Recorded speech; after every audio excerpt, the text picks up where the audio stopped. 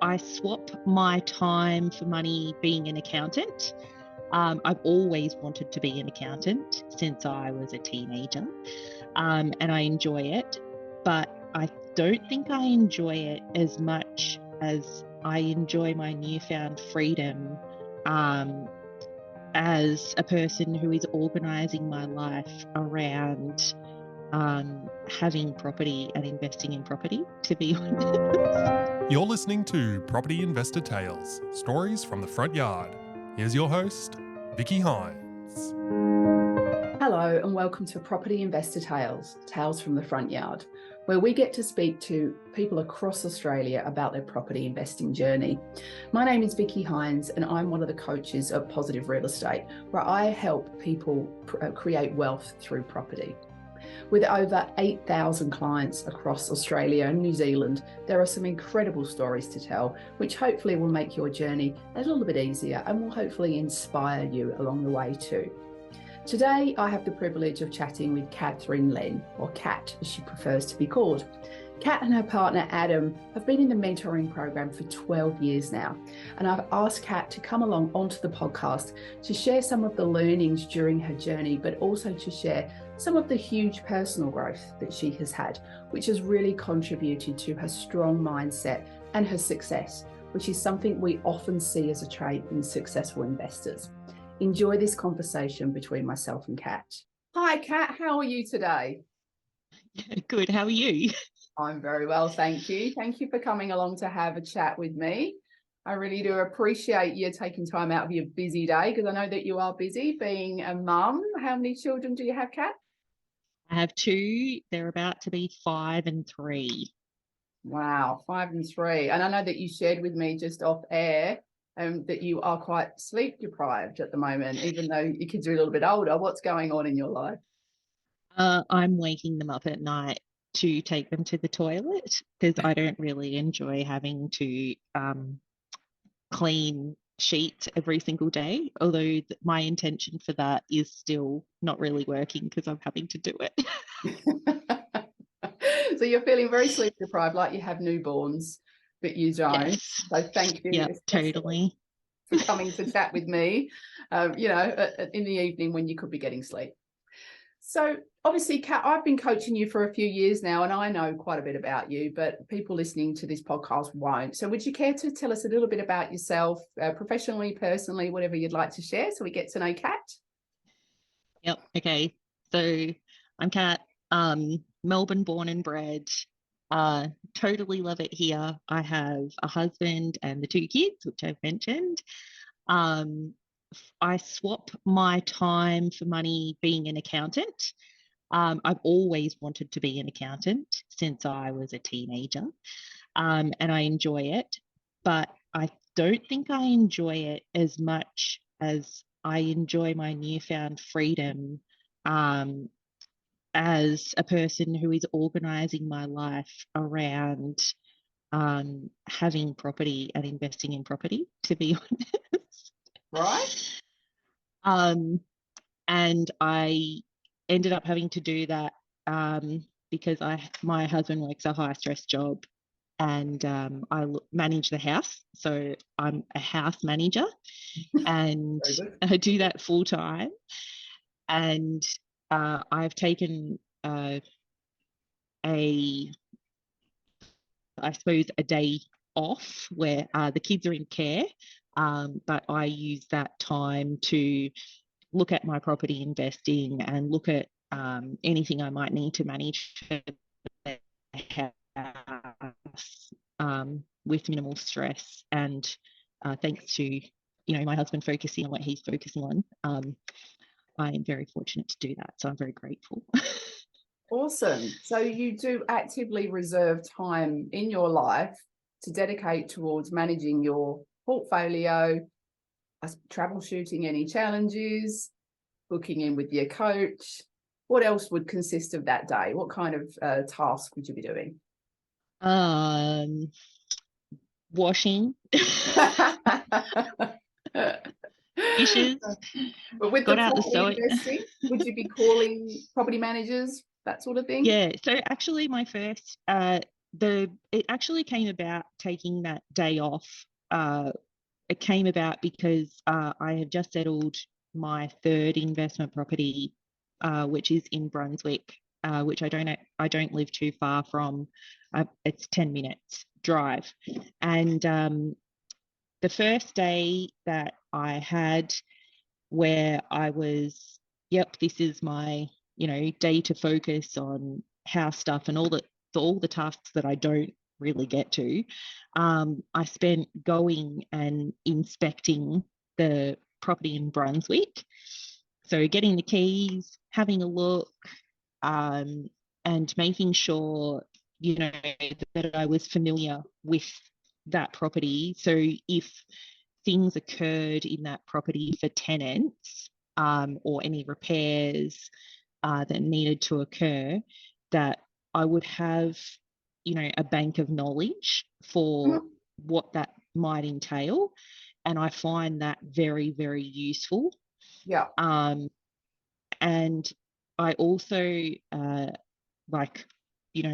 those days that I attend to, what I call my life admin, will often get stuck, doing body corporate committee emails and responding to people's requests for repairs and maintenance, or having pets, or looking through my ownership statements. There's a very real trap that you can fall into as a property investor, which is just to be a bit too complacent with some of that stuff. Yeah. And going through those statements on the email, I realized I got double charged, and that was worth $450 to me. Wow. So, writing an email to get on top of it and say, what was this? What did it entail? Can I get an answer? And then, getting one back throughout the week, saying, oh, yep, that was an incorrect double charge. We'll refund you the money. But always work, just to keep on top of it, not necessarily to write anything back, but to make yourself aware of the information, that is out there. And I do enjoy having a look through my Facebook feed with my pre stuff in it as well, because, even just reading the headlines, can, I'll go, oh yeah, okay, this is happening. Oh, yep, okay, this is happening. So you're referring to the private Facebook group that we have for our clients. Is that correct? Yes. That's what you're referring to? Yep. So everybody within our mentoring community is able to have access to our private page, which is what Kat's referring to, that I know a lot of people feel like they get a lot of value, and particularly if they are time poor and busy, it can be a really good way to catch up on what's happening in the market. And you tell me, what other things pique your interest when you're entering into there? I'm really interested, when I delve, sorry, this is a bit off topic, but a bit when I'm delving into my news, I'm also very interested in what drives the prices. So what's driving, I'm looking for articles, not just in the pre-page, but through other news outlets, about what is driving property prices, and their expectations on where they think property is falling, and or the interest rates might go up, or conversations like that. And it's not necessarily that is what's happening. So it might not be that, you might look at an article that says, oh, Melbourne suburbs have dropped whatever in property prices.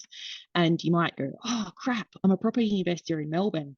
But you have to look at specifically where those things are happening and why they're happening and what's driving those things. And when you do that, you can come back to your coach, like I have you, and say, hey, Vicky, I've seen this thing. So can you tell me like what is actually going on? And do I need to be worried about this? Or do I need to adjust my strategy around it? Yeah. And I'm really like trying to get that information so I can plan and be aware of what things might be occurring, to not just sit back and go, oh yeah, it's fine, I've got my property and it's doing this, like I'm sure it's fine, I'll just deal with whatever like hands I get dealt, instead of like really being in charge about it. So yeah, I'm interested in how that stuff's going. Awesome. And look, you've just really beautifully demonstrated. One of the reasons why I wanted you to come on is because you have always demonstrated that you're willing to go the extra mile with your research. I think over the time of being in the program, how many years have you and Adam been in the program now? 12 years. 12 years. Now, I obviously didn't know you back then, but I've known you for a number of years now. And it's always been quite apparent when we've had our coaching sessions together that you are whether you've trained yourself or you're naturally like this, but you're very rational and you won't react, like a beautiful example you just gave of, the media talking, Melbourne's going to drop X amount. You've trained yourself that you need to look beyond that and not react to that headline, and go and do some research, then come and talk to me about what your findings have been, and we can delve that a little bit deeper for you to be able to feel comfortable, or at least put together a plan between you and I as to how you are going to manage that situation, whether it's, an interest rate rise, which is obviously a very real thing at the moment, for instance. Putting together a plan about how we're going to manage that is something I've always found you're very proactive with, and it's because you're not reactive. You've trained yourself well to not be emotionally affected by things like headlines. Being in this program for 12 years and being in property investing for that long, you would have seen every headline under the sun, I've no doubt. And it's important. That skill is something that I really wanted to share with other people and for you to elaborate on. So we're going to talk a bit more about that at the moment. So tell me a little bit about your life before Positive Real Estate. So 12 years you've been in the program. Before that, what would your experience with property be before then? It was for rich people.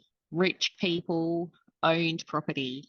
Rich people were just like you were super, like I was raised by a single parent. And I was speaking to my friend about this, and I was like, I was raised by a single parent who honestly thought the pinnacle of like, the best she could do with her life was to sit in a job that earned her 60 grand. And so, maybe back then it would have been like the pinnacle for her. That's what she aimed for, but she's never adjusted that as she's, gotten older. And I suppose, that kind of mindset really rubbed off on me before I started this journey. And to be honest, Adam, my husband, was the one who introduced me to pre. And he is also one of the people who, reminds me about not being emotional when things happen, and also has taught me to remember that all that articles are written from a perspective, and that like having that, it's like he is the support for me to do the property investing side. So he's my support to do this and make sure, everything works out for me. And then I offer him the same for his role, which is game busters in at the moment. I'm so proud of him. And I honestly don't think that without having him, I would have made the connection easily myself to do that. Before I had Pre, I would hoard my money. I would just be like, nope, money is like, I need to have it. I need to have money. But how I would, how I would get my money is I would get it and I would hold on to it. And I would treat it, like, there was no way I could ever let it go. And then we were talking a bit about, when I first joined, I read Sam's book, which I don't know if there's any copies floating around, How to Be in Debt for Millions and Be Happy About It. Yep. And that was like epic. Like, that, I really realized, wow, there's this whole world out there where all these people have done it, and like it's a tried and true formula, and now they're all ready to help you, you know Mm. um and it was just this big like realization. And before I had obviously led such a sheltered um you know existence in regards to how to make wealth, and also not being open to being wealthy and being successful, Mm-hmm. because my measure of success wasn't have three properties and or have four or five properties and have $1 million portfolio. It was work up to a job where you can get 60 grand and you'll be fine. Right. So that book really did open your mind up to other stories that you could tell yourself that your life was about. Consequently, Yeah. it sounded like it had a big impact on you. Yes. Yeah. Yeah. Wow. I like I get told a bit, and I suppose this podcast is like a bit of validation about it, that obviously like the mindset is um, really helps other people. My mindset really helps other people, but everyone at Pre, all their mindsets have all helped me, you know. Um, like we had Tab early on as a coach, and just going through like our goals with her was like it was just like this whole world opened up, and I was like, but how do you know all this? And and she's like, mate, we'll share the secrets. Like that's the whole idea. We're here to educate you. And then it was just amazing. I've never had an experience with someone at Pre where they've said, oh no, it's fine, like don't worry, we'll look after it. It's always been, let me educate you Mm. in why I can do it this way. And yeah, and I really appreciate it. I super appreciate it. Well, it's a method that works for you, and I would say if anybody is coachable, that's really the only thing that is required to have a level of success in property, and have someone help you with all the things that you've got help with, reading the road ahead and getting through the short-term challenges, as what there always will be in property. But at the end of the day, you've got to be coachable, and I know that you have been super coachable. So hats off to you in that realm. I'd like to ask what your friends and family think about your property investing. It's it's an interesting question, because I'm not quite sure what they think. I'm not like I haven't until recently called myself a property investor. I've always said, oh, I've got two properties, but I don't normally share it as like this is who I am, or like this is what I'm about. I will, I might share it in that, oh, I'm going through something with one of the properties and blah, blah, blah. Whereas probably my immediate family, um, I think they might think that they can't do it because they've never asked about, you know, how do you join or how do you do it? You know, it's never seemed like it's within their reach Mm-hmm. to accomplish that, I suppose, because they've never said, you know, oh, yeah, well, I'd love to, you know, earn an income and not work until I'm 65 too. You know, how do I do that? It's always been, you know, oh no, I'll just work until I can get my super out and that'll be fine. And so I'm not sure that they think that they can do it. Maybe, you know, they think that there's something special about me, but they've never asked, they've never wanted to come along. And But maybe they that's because know, I like, haven't.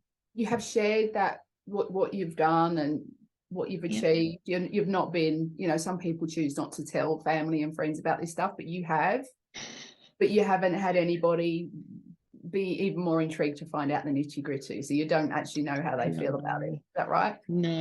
And it probably comes from like my family, like Labor supporters, and not to say that like Labor supporters can't be free people, because they totally can, but I have a feeling it has to do with that, like you know, unite against the rich kind of thing, and you know, that kind of idea that I had as well, that property was just for rich people.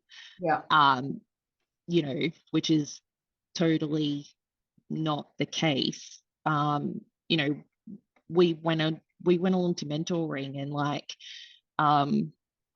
Elaine, who was part of Free, I'm not sure where she is now, but Retired. Tab was She's retired on her property portfolio. that's awesome.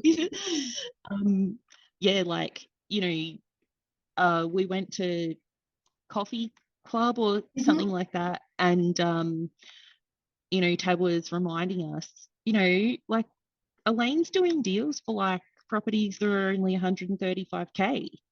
Like, you know, you just have to know where to buy, and you have to look at the numbers. Like, that's all it's about. Which maybe is why it comes a bit naturally to me, because I super love numbers, hence the accounting. You do. You know, and I find them interesting. Yeah, and so like I suppose before I was probably like holding back a bit and maybe contributing to like not, you know, having people interested. But now when I talk about it, I'm like, you know, if I talk about it to random people or, you know, friends, I'm like, oh yeah, we've got, you know, property number, blah, blah, blah. But no one ever like asks unless they're like, oh, I was thinking about doing property. And I'm always like, well, like, just get on, like, I'll show you the place that, you know, does it all for us. And You're they're really like, offering it oh, up, aren't you? I, I honestly, it doesn't irritate me that people don't take it up or don't contact or look into it. I suppose the thing that irritates me about it is probably that I want these people to have what I have, and and for whatever reason, like, they're just being held back about it. Yeah, which you know, because I want them to have this. I want them to, you know, be successful and to not have to work, and, you know, to do this so that they can have, you know, awesome time with their kids when I meet people with kids, or they retire with, like, you know, some actual money, not being on an age pension. Yeah. You know, kind of thing. Yeah. Yeah. Yeah. I that is really why I'd like it. I'm like, I want people that I love to, you know, experience the you know, the support and Lose the sorry, fear. trying to think of the words. Lose the The fear. success. And experience success. Yeah. Yeah. I mean, Yeah. don't discount the amount of time that you've put into educating yourself, being educated, and really strengthening your mindset. So you have lost the fear that some people just coming in off the bat still have. So I find that you are particularly one to make sure that you're across, like you just demonstrated, that you're always looking for articles that tell you, where the market's going and, all that sort of stuff. People don't always do that and will listen to the Herald Sun or whatever newspaper it might be. You might read an article that's just written by, a journalist with no property whatsoever and choose to follow that headline rather than go and delve deeper from the experts. And that's something that we're always trying to encourage is check your sources. Where are you getting your facts and data from? Does it stack up? Does it cross-reference to something else? So let me talk a little bit about your personal growth that you have had over the last 12 years. Do you care to share a little bit about some of the stuff that you've worked on in your own time, perhaps not even property related, that you feel has really impacted your mindset? Yeah. So probably the thing that fully impacted my mindset was I did a 3-day course, a 3-day and an evening course that fruit itself is you get what you want for yourself in your life. And I went in thinking, this is what I want. I want, actually, it was that I wanted a relationship with Adam because he said to me, anyone that I'm with will have done this course. And I wanted the opportunity of the relationship. I didn't necessarily want the relationship, but I wanted the opportunity. So I went to that course and said, all right, I'm going to go and participate so I can have the opportunity to be with Adam. And then I got a whole bunch of other stuff. Wow. Like confidence and, looking forward. And then I did some courses that they offer after that to also get connection with people, to also get connection with community, to learn what's in the way for how you communicate. And then I got up to one that was about leading people, and I got confronted and dropped out. But when I started that last course that I dropped out of, they do a part in the course where you state your intention, like what you want to get out of the course.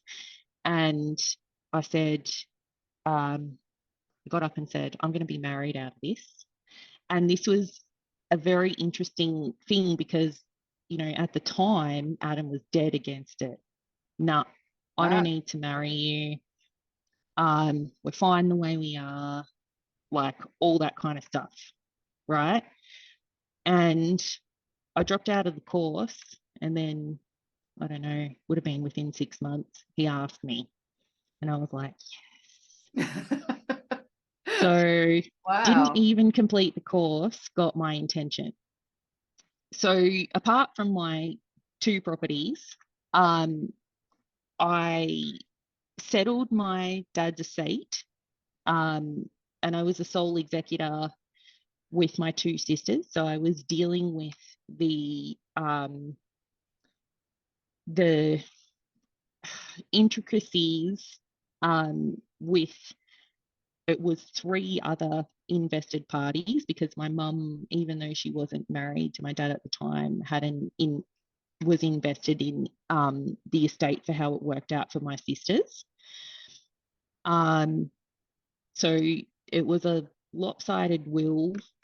Adam had come with me like every weekend pretty much to clear out that house and mow the lawn and, do all this stuff for my sisters that, weren't really interested in doing that stuff. So I settled an estate.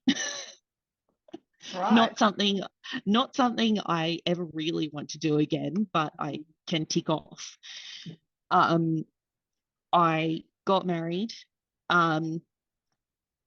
You might notice that I have a nice straight smile teeth. I actually got my braces when I was 25. Wow.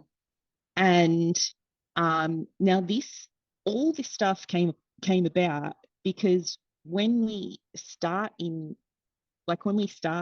as pre-mentees, the first thing we did was we sat down and we did goals. We did 1-year goals, we did 5-year goals. And I looked at those goals and and thought about them and went, yeah, wow, these are the things I want. And with the support of Adam, he was like, well, why don't you just do it? Like, what's stopping you from doing it? And that was like a really big thing. So I got my braces and I got married and, you know, had the Guess it 2 was little letting kids. go of your money. You wasn't holding on to your money. Is that what Adam was trying to encourage you to do?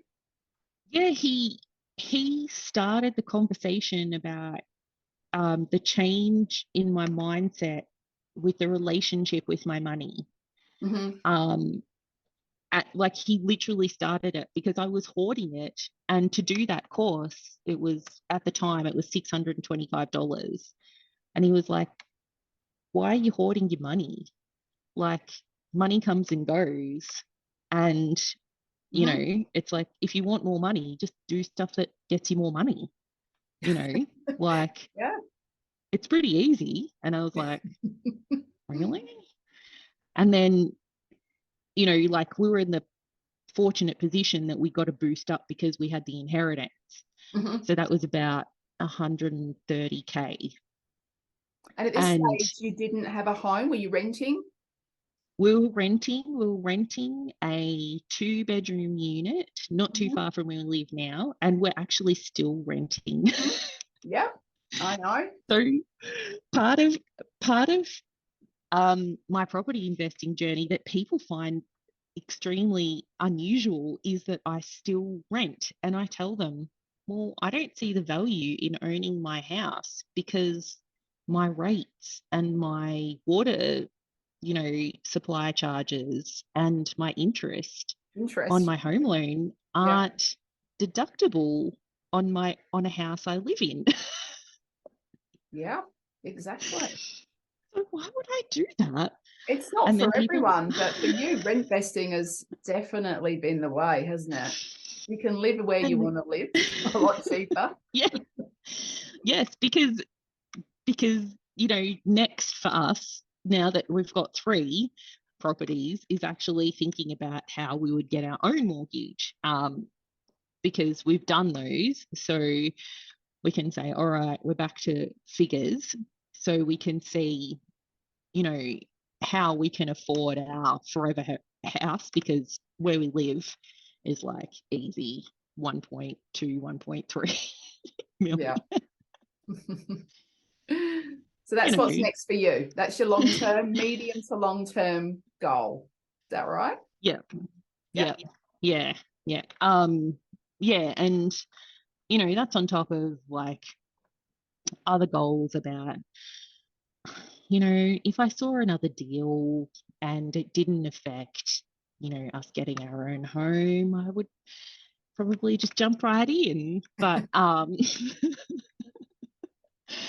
but yeah, like, we've kind of said, yep, okay, it's time. It's time to look at that for ourselves. And then I think once little kids have settled down and they're a bit more grown up, that that Adam's done his career journey, and I might look at my career journey in terms of money instead of flexibility, which is what I am utilizing now. Yeah. Most mums do focus on that especially the preschool years, for sure.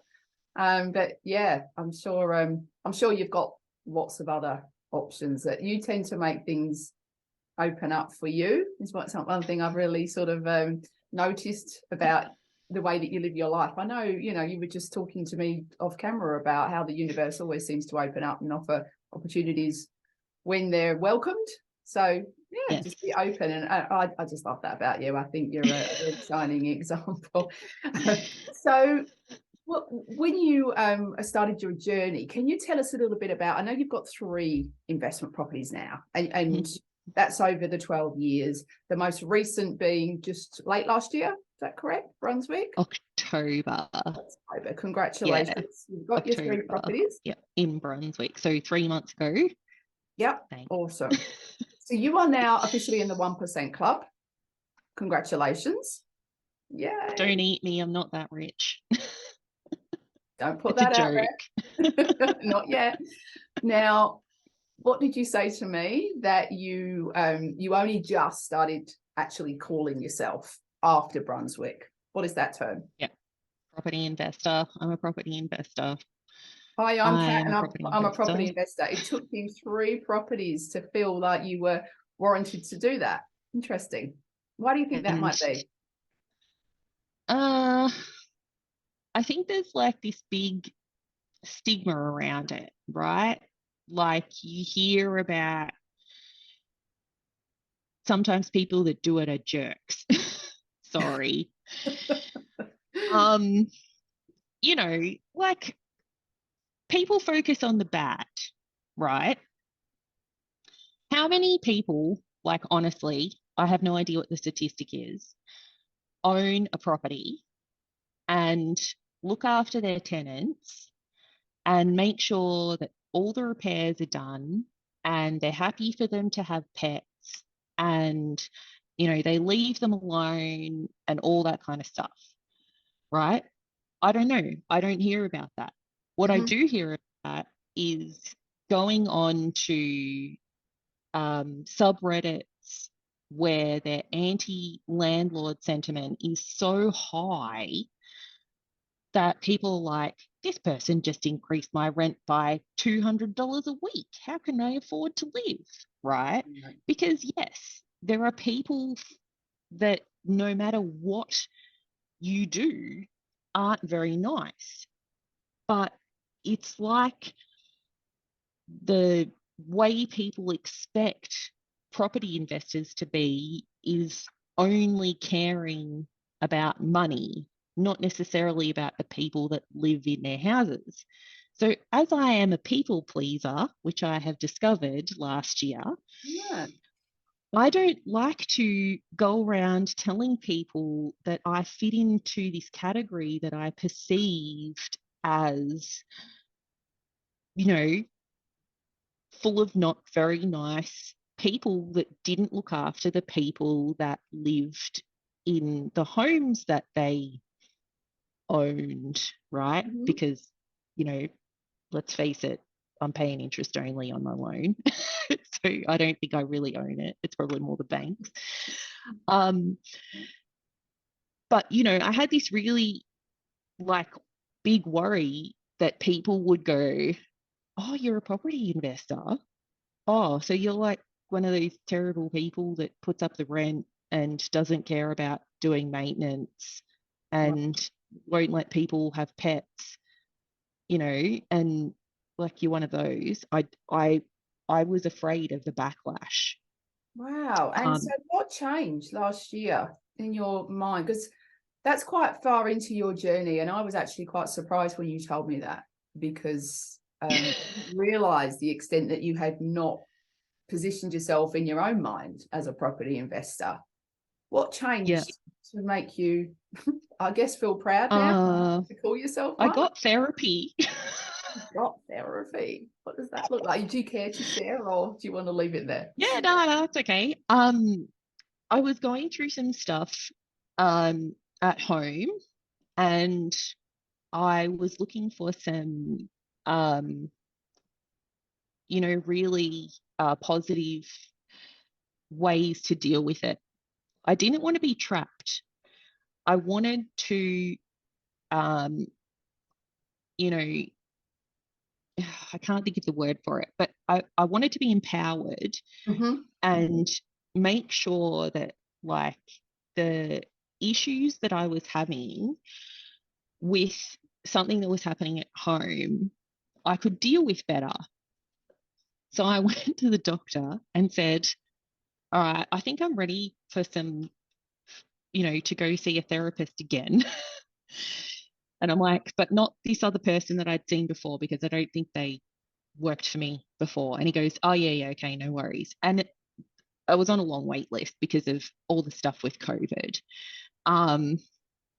And I got into the therapy, and she was an absolute gem.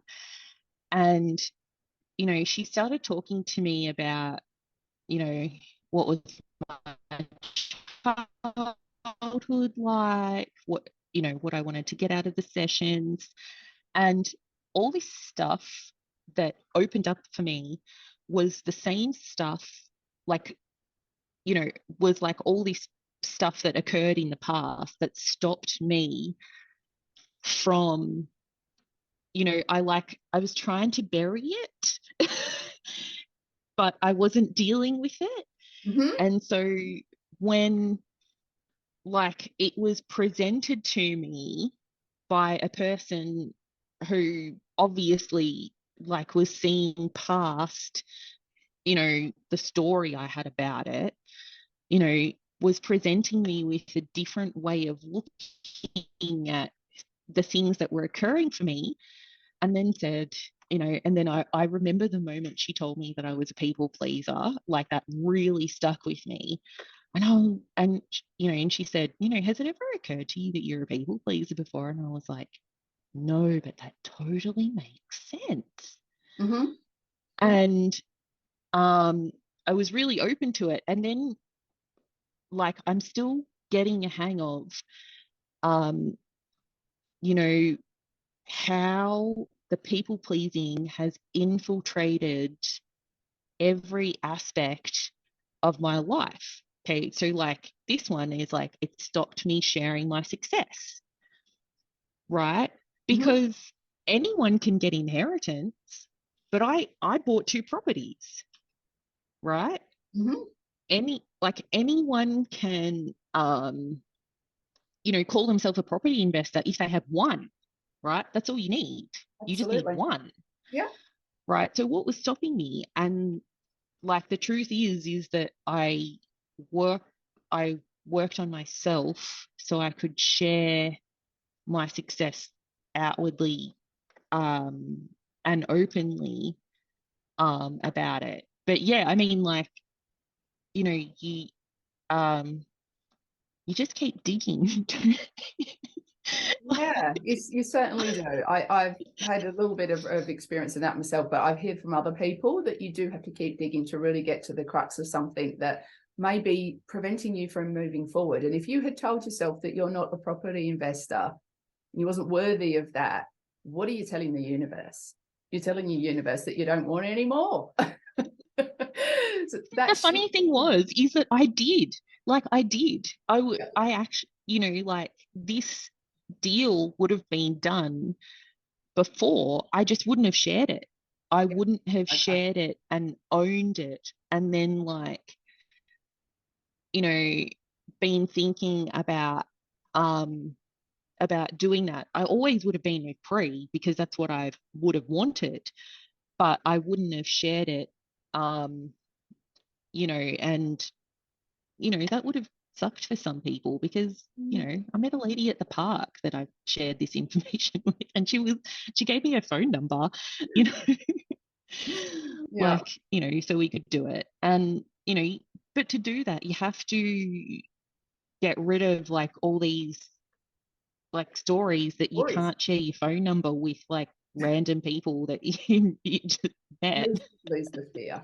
That's what that comes down to. Yeah, absolutely. Yeah. All right. Well, let's talk a little bit about your actual property journey. So, fantastic mindset stuff, but I do want to just touch a little bit on the property side.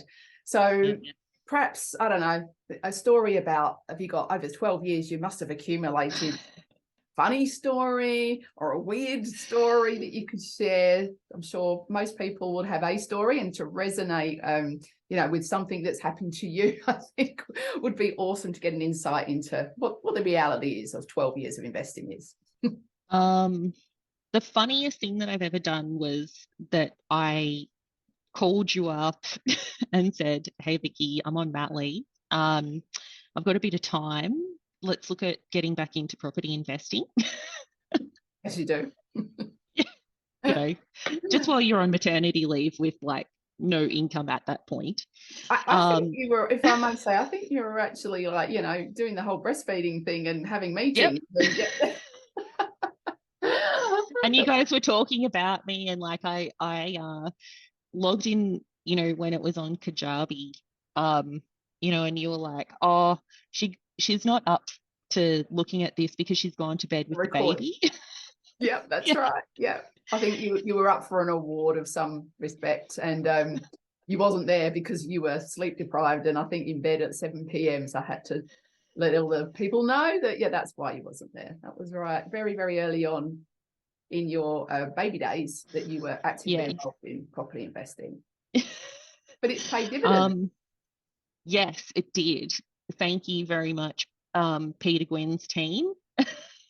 And it didn't have an effect really on your servicing. I think some people assume that they can't do anything in maternity leave. So that was a really golden learning, I thought, that we spoke to your broker, to Pete, and Pete said, as long as we can, was it provide a letter from memory? He said that.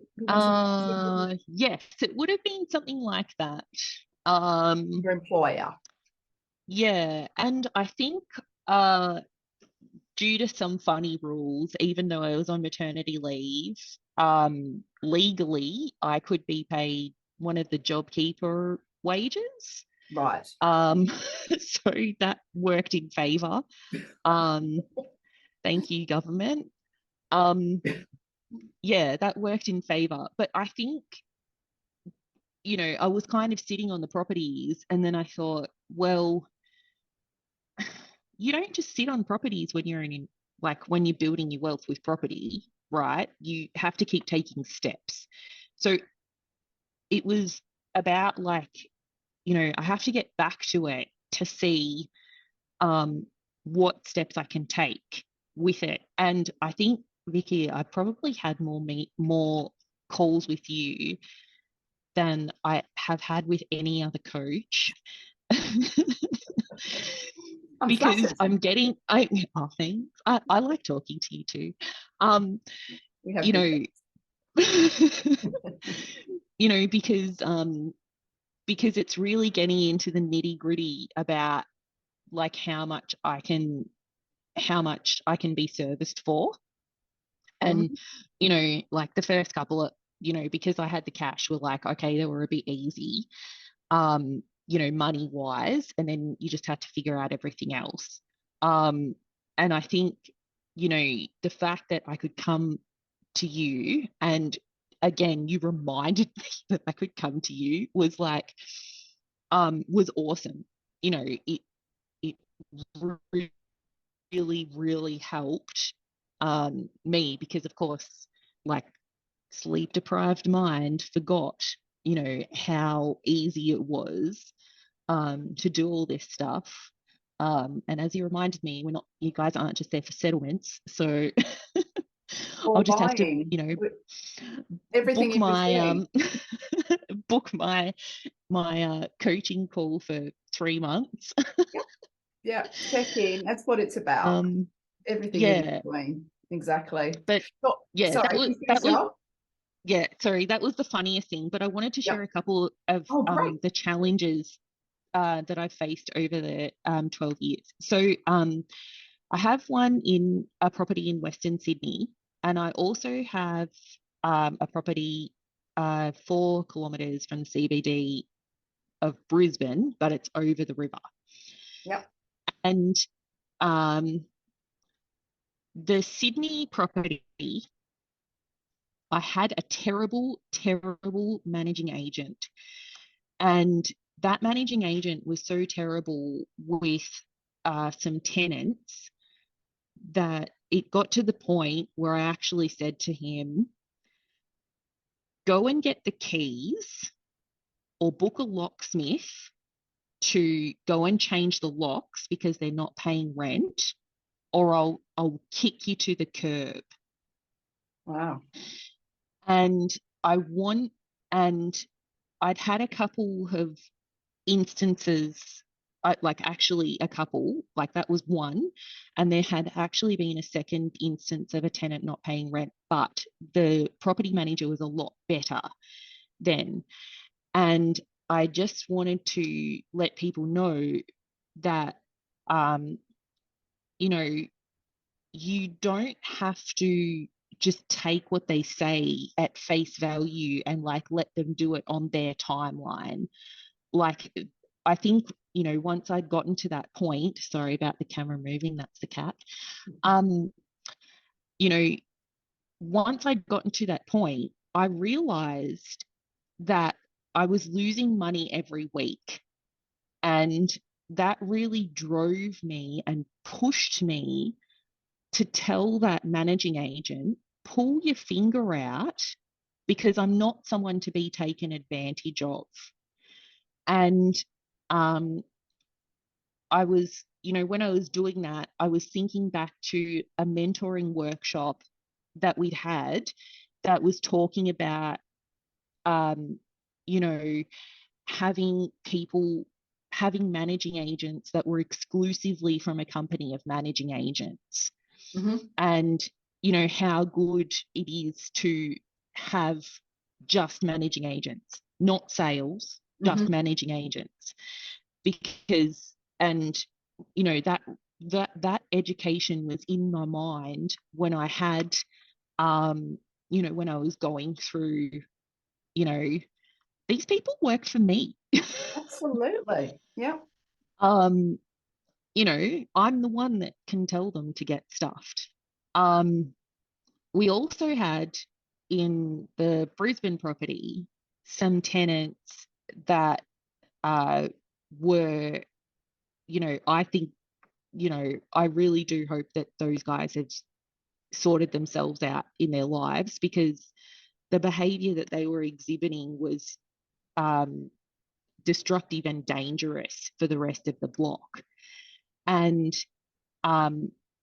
being in contact with the managing agents about how we could get those tenants removed, was really, really important, and, you might make mistakes with whoever your tenants are going to be. Like, for those two properties, I've had, over 10 lots of tenants. Mm-hmm. And, it's really important, when you get one that you're, looking at and you like, that, you obviously want them to stay, but in that you don't want to be complacent about, the rent that you could be charging. Because we were having, one of those coaching calls and you're like, oh, you're only charging this. And I was like, oh, geez, I've gotten a bit complacent in that, haven't I? Yep. And, and like that was a real thing. So it was like, this is a property that I have I don't just have an interest in with the agents. I am also on the body corporate committee for this property. And if you have the time and, the willingness to be on a body corporate committee, even as just, someone who just gets to know what's going on, I totally recommend it. Oh, absolutely. Couldn't agree more. Makes all the difference. Because you're across at a first-hand level, you're across what's coming up, any issues and challenges. If there's quotes to get, you can either be active in that space or make sure that the person who is doing that is getting a number of quotes. All this stuff, which, yes, it could take a few hours a month out of your time, but it can really benefit you, particularly if that development is having, any sort of challenge. Maybe it's getting an insurance policy. Something I've had in the past, getting flood cover I've had to step up as part of the committee to be able to go and get some quotes to get flood insurance. Can't just sit on your backside, which I know that you absolutely do not do, to expect somebody else to go and get that for you. Sometimes it's up to us as owners. We're all owners in the same building, to step up and take an active sort of management role. Might not be constantly, but every now and then. So yes, I think that's a really, really good point that you make. And some people that do buy into strata sometimes feel like it's not their job, but it's absolutely all of our job, because if we all had that mentality, there would be no management. Yeah. Absolutely. Like the one in Sydney, the body corporate managers send a letter saying you need a dedicated bin space. So we're going to put in quotes to have a dedicated bin space. I call them up. Where are they putting the bins now? Oh, they're putting them here. What's wrong with that? Is it obstructing anyone? Is it causing any issues? No. Well, that's the bin space. Paint it up. There you go. Thank you, Kat. Yeah. Really good stories that you've shared today, and I think a lot of people will get a lot of value from the different points that you've covered with me today. Thank you very, very much for sharing so much today. Awesome coaching you. Absolutely adore meeting with you, and I look forward to many more conversations where we have lots of conversations about property, but also a bit about life and all that sort of stuff. And that's what I wanted everybody else to be able to get a chance to listen to you. So thank you very much today, and happy investing. Hey, thanks for listening to Property Investor Tales. Remember to subscribe so you get notified every time a new episode drops. As you can guess, I love hearing people's property investor tales. So if you'd like to share yours, then please get in touch with me via email at propertyinvestortales@positivementor.com.au. We would also love your feedback, and I would appreciate a 5-star review over on Apple Podcasts or Spotify. Remember, you can watch all of these podcasts over on YouTube at Positive Mentor or at positivementor.com.au. Until then, take care, happy investing, and bye for now.